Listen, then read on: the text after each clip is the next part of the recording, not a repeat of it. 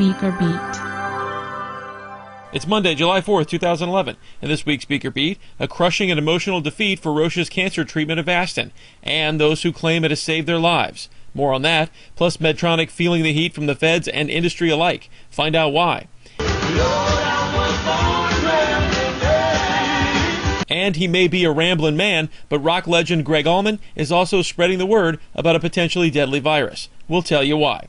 All that and more in this week's edition of BeakerBeat, brought to you by Allergan. To learn more about Allergan, visit their company webpage on Beaker.com.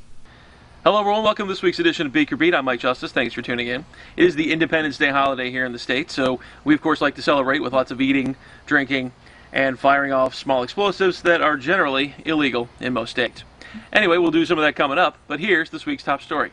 After an intense and occasionally volatile 2 days of hearings, an FDA expert panel unanimously rejected Roche's Avastin to treat breast cancer.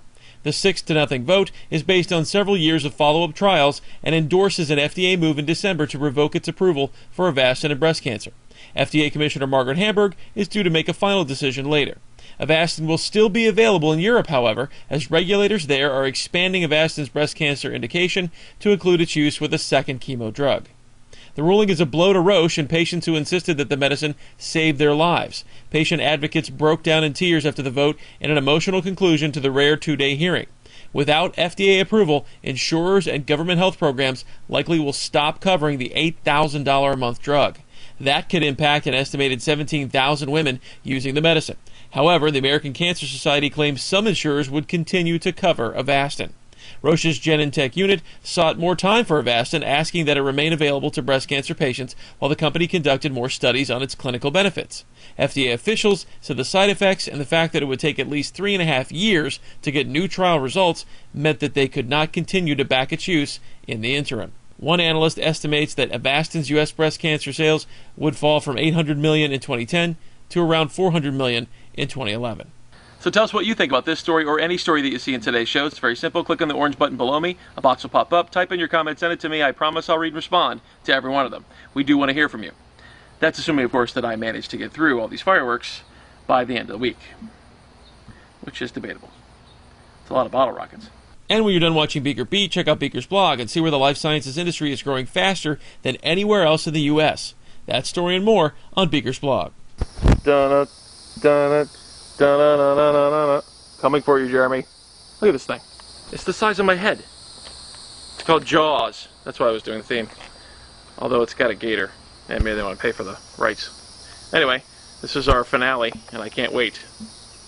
Senators Chuck Grassley and Max Baucus want to hear from new Medtronic CEO Omar Ishrak. The Senate Finance Committee launched an inquiry into whether doctors being paid by the device giant failed to report serious side effects from the bone growth agent Infuse in clinical studies.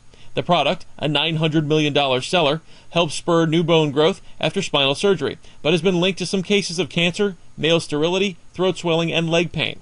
The Minneapolis Star-Tribune reports one of the authors of an early study testing Infuse received more than $23 million in royalty payments from Medtronic since 2002. Not bad. Now, a U.S. medical journal, Spine Journal, has joined in, publishing a scalding critique of industry-funded studies on spine research, alleging they failed to report adverse events to the journals that publish them. Mr. Ishrak issued a statement in response to the Spine Journal's articles, insisting the company has worked to eliminate conflicts of interest and defends the company's data. Quote, the articles do not raise questions about the data Medtronic submitted to the FDA or the information available through the instructions attached to each product sold. We're going to start with these rockets, which look like a lot of fun, although the stick and the whole thing looks a little weird and complicated. They're from China. What could possibly go wrong? Carl Icahn's making news again, and predictably it's a proxy fight with a company he owns a big chunk of, and this time Forest Labs is on the hot seat. High River, an Icahn investment firm, has sued Forest for information on CEO Howard Solomon's battle with the U.S. government.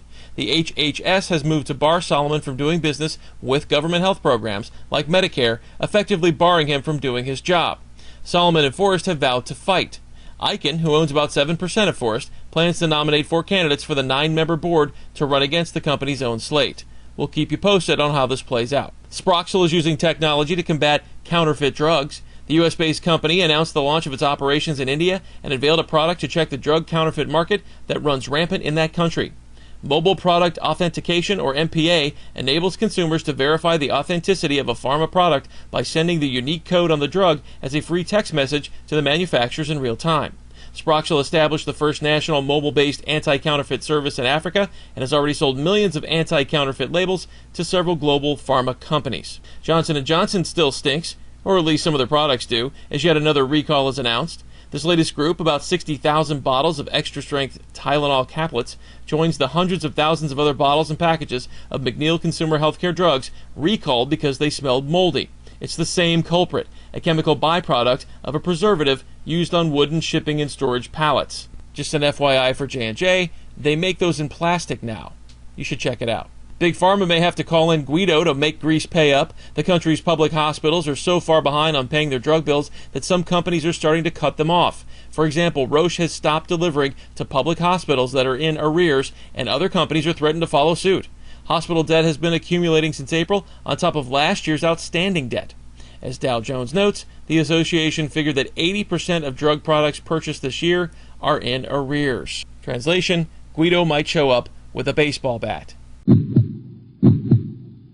Thermo Fisher Scientific has set up a bridge credit agreement for $2 billion. The company says the money may be used to fund part or all of its planned $3.5 billion purchase of allergy and autoimmunity diagnostics firm Phadia. Astellas Pharma, Japan's number 2 drug maker, said it is selling diabetes-related patents to a fund for $609 million. That money would then be invested in strategic initiatives. The patents were acquired when Astellas bought OSI Pharma. France's Mauna Kea Technologies is hoping to raise about $67 million from its initial public offering.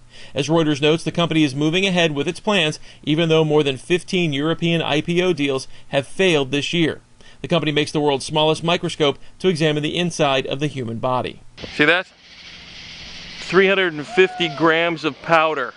I don't know what that means exactly, but it sounds like a lot. So here we go with the finale. It's only rock and roll, but Merck likes it. The company announced it's teaming with Rock and Roll Hall of Famer Greg Allman and the American Liver Foundation on Tune In to Hep C, a public health campaign to help raise awareness of chronic hepatitis C virus infection. The fun part comes on July 27th when a benefit concert featuring the Allman Brothers Band will be held in New York. It's the one-year anniversary of Allman's liver transplant, which he received after his liver had become damaged from chronic hep C infection. Allman has returned to performing and recording music and now wants to help raise awareness of hep C. Allman's message is simple: don't wait, talk to your doctor. Nearly 3.2 million Americans have chronic hep C virus infection, a potentially serious disease that can damage the liver over time and lead to cirrhosis, end-stage liver disease, and liver cancer. However, approximately 60 to 80% of people infected with chronic hep C do not have symptoms. Whoa!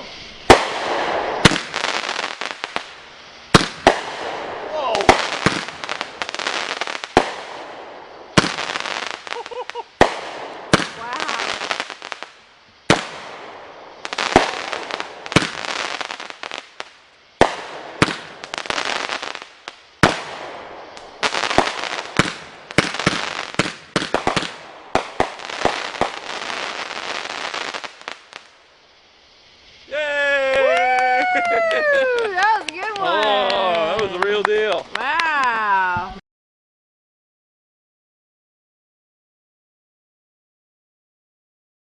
Sit, Beaker. Sit. Good dog. Sparkle.